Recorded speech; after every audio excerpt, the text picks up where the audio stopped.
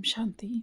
आज 10 फरवरी 2026 की बाबा की साकार वाणी है। बाबा कहते हैं, मीठे बच्चे, खुदा तुम्हारा दोस्त है, रावण दुश्मन है। इसलिए तुम खुदा को प्यार करते और रावण को जलाते हो।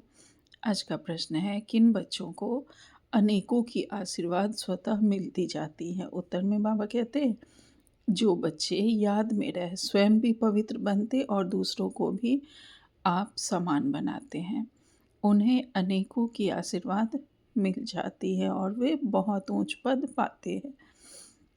जो स्वयं भी बाबा की याद में रहते हैं, पवित्र बनते हैं और दूसरों को भी पवित्र बनाते हैं, बाबा कहते हैं उन्हें अनेकों की आशीर्वाद मिल जाती है और वे पद भी बहुत ऊंच पाते हैं।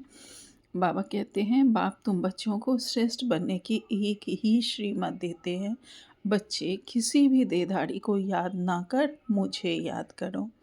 आज का गीत है, आखिर वह दिन आया आज। ओम शांति। ओम शांति का अर्थ तो रूहानी बाप ने रूहानी बच्चों को समझाया है। ओम माना मैं आत्मा हूँ, यह मेरा शरीर है। आत्मा तो देखने में नहीं आती है, आत्मा में ही अच्छे और बुरे संस्कार रहते हैं। आत्मा में ही मन बुद्धि है, शरीर में मन बुद्धि नहीं है। मुख्य है आत्मा, शरीर तो मेरा है। आत्मा को कोई देख नहीं सकते, शरीर को आत्मा देखती है। हमारे इस शरीर को आत्मा देखती है, हाँ, इन आँखों द्वारा। बाबा कहते हैं, आत्मा को शरीर नहीं देख सकती, आत्मा को हम नहीं देख सकते। बाबा कहते हैं, आत्मा निकल जाती है तो शरीर जड़ बन जाता है। आत्मा देखी नहीं जाती, शरीर देखा जाता है। वैसे ही आत्मा का जो बाप है, जिसको ओ गॉड फादर कहते हैं, वह भी देखने में नहीं आते। ना आत्मा न परमात्मा देखने में नहीं आते। बाबा कहते हैं, उनको समझा जाता है, जाना जाता है। परमात्मा को समझा जाता है, जाना जाता है। हम सब आत्माएं ब्रदर्स हैं। शरीर में आते हैं तो कहेंगे हम भाई भाई हैं, हम बहन बहन हैं। आत्माएं तो सब भाई भाई ही हैं। आत्माओं का बाप है परम पिता परमात्मा। जिस्मानी भाई बहन एक दो को देख सकते हैं, आत्माओं का बाप एक है, उनको नहीं देख सकते। तो अब बाप आए हैं पुरानी दुनिया को नया बनाने। नई दुनिया सतयुग थी, अब पुरानी दुनिया कलयुग है। इनको अब बदलना है, पुरानी दुनिया तो खत्म होनी चाहिए। बाबा कहते हैं, पुराना घर खत्म हो नया घर बनता है ना, वैसे यह पुरानी दुनिया भी खलास होनी है।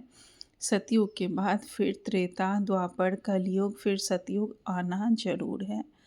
वर्ल्ड की हिस्ट्री, ज्योग्राफी रिपीट होनी है। सतयुग में होता है देवी देवताओं का राज्य। सूर्यवंशी और चंद्रवंशी, उनको कहा जाता है लक्ष्मी नारायण की डिनाइस्टी। राम सीता की डिनाइस्टी, यह तो सहज है ना। फिर द्वापर कलयुग में और धर्म आते हैं, फिर देवता हैं जो पवित्र थे वह अपवित्र बन जाते हैं। इनको कहा जाता है रावण राज्य। रावण को वर्ष वर्ष जलाते हैं, परंतु जलता ही नहीं, फिर जलाते रहते हैं। यह है सबका बड़ा दुश्मन, इसलिए उनको जलाने की रस्म पड़ गई है। भारत का नंबर 1 दुश्मन कौन है? और फिर नंबर 1 दोस्त सदा सुख देने वाला है खुदा। खुदा को दोस्त कहते हैं ना, इसी पर एक कहानी भी है। तो खुदा है दोस्त और रावण है दुश्मन। खुदा जो दोस्त है उनको कभी जलाएंगे नहीं, वह है दुश्मन, इसलिए 10 शीश वाला रावण बनाए उनको बरस बरस चलाते हैं। गांधी जी भी कहते हैं, हमको राम राज्य चाहिए, राम राज्य में सुख है, रावण राज्य में दुख है। अब यह कौन बैठ समझाते हैं? पतित पावन बाप शिव बाबा, ब्रह्मा है दादा। बाबा हमेशा सही भी करते हैं। बाबा कहते हैं, बाबा हमेशा सही भी करते हैं, बाप दादा।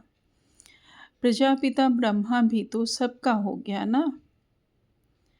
जिसको एडम भी कहा जाता है, उनको ग्रेट ग्रेट ग्रैंडफादर कहा जाता है। मनुष्य सृष्टि में प्रजापिता हुआ। प्रजापिता ब्रह्मा द्वारा ब्राह्मण रचे जाते हैं, फिर ब्राह्मण से देवता बनते हैं, देवताएं फिर क्षत्रिय वैश्य शूद्र बन जाते हैं। इनको कहा जाता है प्रजापिता ब्रह्मा मनुष्य सृष्टि का बड़ा। प्रजापिता ब्रह्मा मनुष्य सृष्टि का सबसे बड़ा। बाबा कहते हैं प्रजापिता ब्रह्मा के कितने ढेर बच्चे हैं, बाबा बाबा कहते रहते हैं। यह है साकार बाबा, शिव बाबा है, निराकार बाबा गाया भी जाता है। प्रजापिता ब्रह्मा द्वारा नई मनुष्य सृष्टि रचते हैं। अब तुम्हारी यह पुरानी खाल है, यह है ही पतित दुनिया, रावण राज्य। अब रावण की आसुरी दुनिया खत्म हो जाएगी, इसके लिए ही यह महाभारत लड़ाई है। फिर सतयुग में इस रावण दुश्मन को कोई जलाएंगे ही नहीं, रावण होगा ही नहीं। रावण ने ही दुख की दुनिया बनाई है। ऐसे नहीं जिसके पास पैसे बहुत है, बड़े बड़े महल हैं, वह स्वर्ग में है। बाप समझाते हैं भल किसके पास करोड़ है, परंतु वह तो सब मिट्टी में मिल जाने हैं। नई दुनिया में फिर नई खानियाँ निकलती है, जिससे नई दुनिया के महल आदि सारे बनाए जाते हैं। यह पुरानी दुनिया अब खत्म होनी है। मनुष्य भक्ति करते हैं सदगति के लिए। हमको पावन बनाओ, हम विशेष बन गए हैं। विशेष को पतित कहा जाता है। सतयुग में है ही वॉइसलेस, संपूर्ण निर्विकारी। यहाँ बच्चे योग बल से पैदा होते हैं, विकार वहाँ होता ही नहीं। ना देह अभिमान, न काम क्रोध लोभ मोह, 5 विकार होते ही नहीं। इसलिए वहाँ कभी रावण को जलाते भी नहीं हैं। यहाँ तो रावण राज्य है। अब बाप कहते हैं तुम पवित्र बनो, यह पतित दुनिया खत्म होनी है। जो श्रीमत पर पवित्र रहते हैं वही बाप की मत पर चल विश्व की बादशाही का वर्षा पाते हैं। इन लक्ष्मी नारायण का राज्य था ना, अभी तो रावण राज्य है जो खत्म होना है।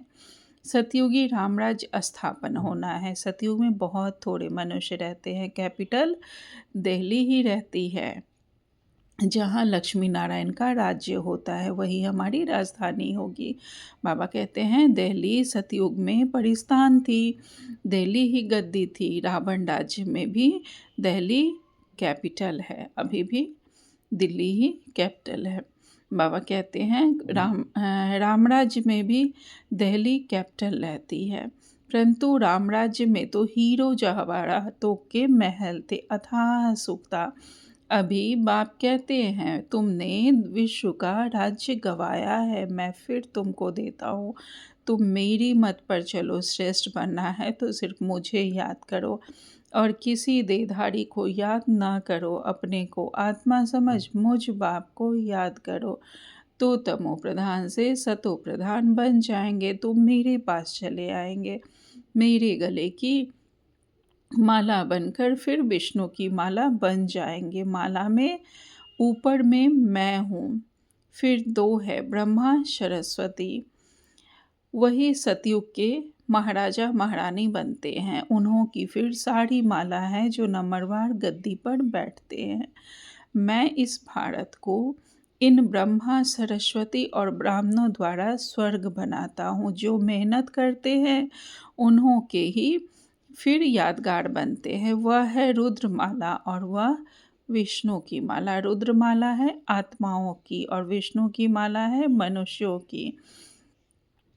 बाबा कहते हैं परम धाम में आत्माओं की माला रहती है, रुद्र माला बनती है। और बाबा कहते हैं विष्णु की माला है मनुष्यों की, जो हम ब्राह्मण सतयुग में जाएंगे। बाबा कहते हैं आत्माओं के रहने का स्थान वह निराकारी परम धाम है, जिसको ब्रह्मांड भी कहते हैं।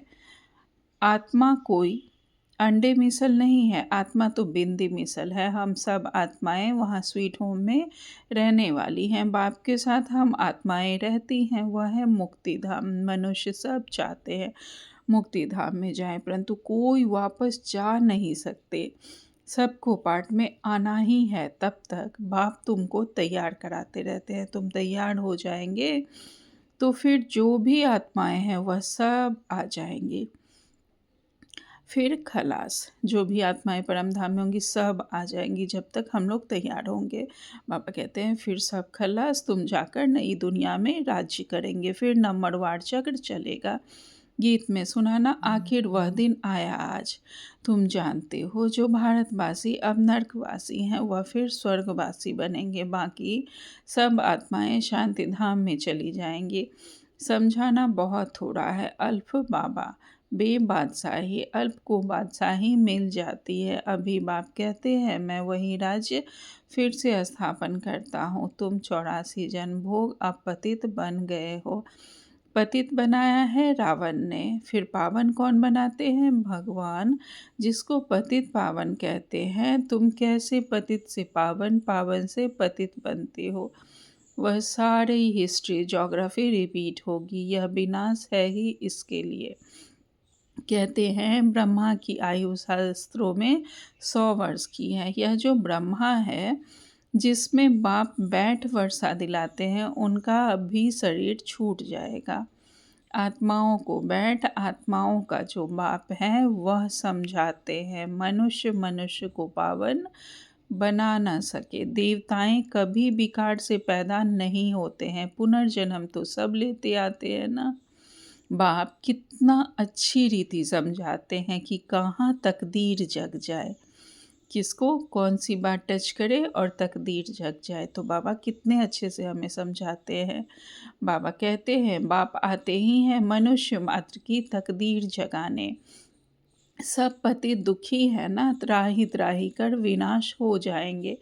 इसलिए बाप कहते हैं त्राही त्राही करने से पहले मुझ बेहद के बाप से वर्षा ले लो। यह जो कुछ दुनिया में देखते हो यह सब इसका ही हम बाबा कहते हैं यह सब खत्म हो जाने हैं। जो भी आँखों से देख रहे हो, हम सब जो भी आँखों से देख रहे हैं वह सब खत्म होना है। बाबा कहते हैं fall of Bharat, rise of Bharat इसका ही खेल है। गिरना चढ़ना यही खेल है। राइज ऑफ वर्ल्ड, स्वर्ग में कौन कौन राज्य करते हैं यह बाप ही बैठ समझाते हैं।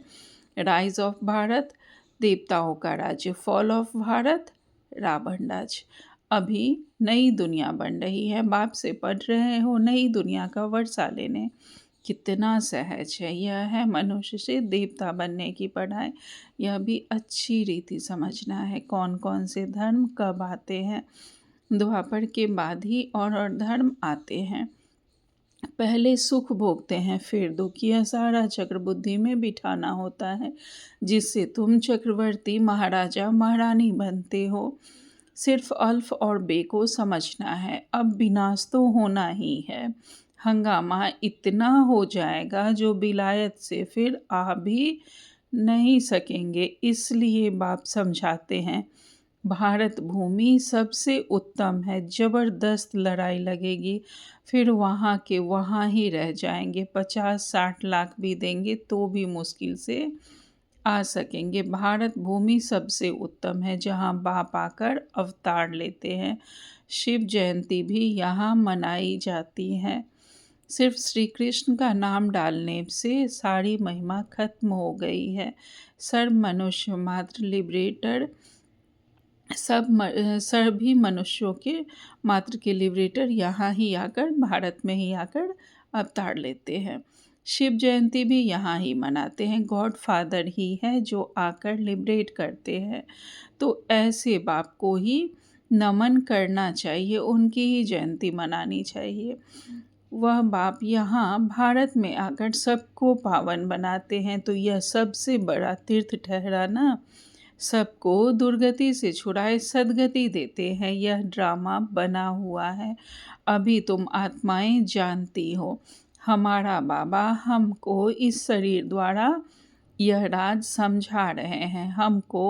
हम आत्मा इस शरीर द्वारा सुन रहे हैं। बाबा शिव बाबा ब्रह्मा बाबा के शरीर द्वारा हमें यह ज्ञान की नॉलेज राज समझा रहे हैं और हम आत्माएं इस शरीर द्वारा यह सुन रही हैं, पढ़ रही हैं। बाबा कहते आत्माभिमानी बनना है। अपने को आत्मा समझ बाप को याद करो तो कट निकलती जाएगी और प्योर बन तुम बाप के पास आ जाएंगे। जितना याद करेंगे उतना पवित्र बनेंगे, औरों को भी आप समान बनाएंगे तो बहुतों की आशीर्वाद मिलेगी, ऊंच पद पा लेंगे। इसलिए गाया जाता है सेकंड में जीवन मुक्ति। अच्छा, मीठे मीठे सील दे बच्चों प्रति माता पिता बाप दादा का याद प्यार और गुड मॉर्निंग। रूहानी बाप की रूहानी बच्चों को नमस्ते। हम सब रूहानी बच्चों की रूहानी माता पिता बाप दादा को याद प्यार गुड मॉर्निंग और नमस्ते नमस्ते नमस्ते। शुक्रिया बाबा, आपका पद्मा पदम शुक्रिया हमें इतना सुंदर ज्ञान देने के लिए। आज धारणा के लिए मुख्य सार में बाबा ने पहली पॉइंट कही है, श्रीमत पर पवित्र बन, हर कदम बाप की मत पर चल, विश्व की बादशाही लेनी है। बाप के समान दुख हरता सुख करता बनना है। दूसरी पॉइंट में बाबा ने कहा है, मनुष्य से देवता बनने की यह पढ़ाई सदा पढ़ते रहना है। सबको आप समान बनाने की सेवा करके आशीर्वाद प्राप्त करनी है। आज बाबा ने हमें वरदान दिया है, तीव्र पुरुषार्थी भव।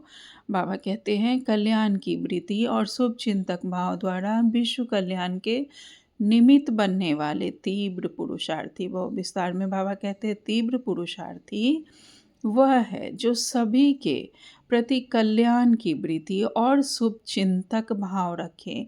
भल कोई बार बार गिराने की कोशिश करे, मन को डगमग करे, विघ्न रूप बने, फिर भी आपका उसके प्रति सदा शुभ चिंतक का अडोल भाव हो। बात के कारण भाव न बदले, हमारा शुभ चिंतन का भाव किसी भी बात परिस्थिति के कारण किसी के प्रति नहीं बदले। सदा सबके लिए शुभ चिंतन करना है, शुभ चिंतक बन के रहना है। बाबा कहते हैं, हर परिस्थिति में वृत्ति और भाव यथार्थ हो तो आपके ऊपर उसका प्रभाव नहीं पड़ेगा। हर परिस्थिति में हमारी वृत्ति और भाव यथार्थ हो, बाबा कहते हैं, तब आपके ऊपर उसका प्रभाव नहीं पड़ेगा। फिर कोई भी व्यर्थ बातें देखने में ही नहीं आएंगी, टाइम बच जाएगा। यही है विश्व कल्याणकारी की स्टेज।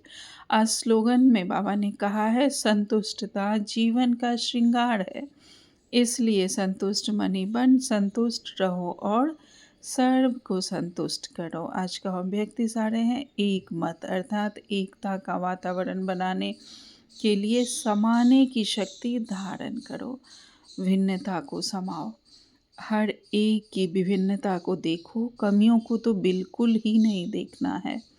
जैसे चंद्रमा अथवा सूर्य को ग्रहण लगता है तो कहते हैं कि देखना नहीं चाहिए, नहीं तो ग्रहचारी बैठ जाएगी। तो किसकी कमी भी ग्रहण है उसे नहीं देखना है। अगर किसी की कमी कमजोरी को हम देखेंगे तो वो भी एक तरह का, जैसे सूर्य चंद्र को ग्रहण लगता है तो वो ग्रहण है, हम पर ग्रहचारी बैठ जाएगी। तो हमें किसी की कमी को नहीं देखना है बल्कि सबों की विशेषता देखनी है। अच्छा, ओम शांति। शुक्रिया बाबा।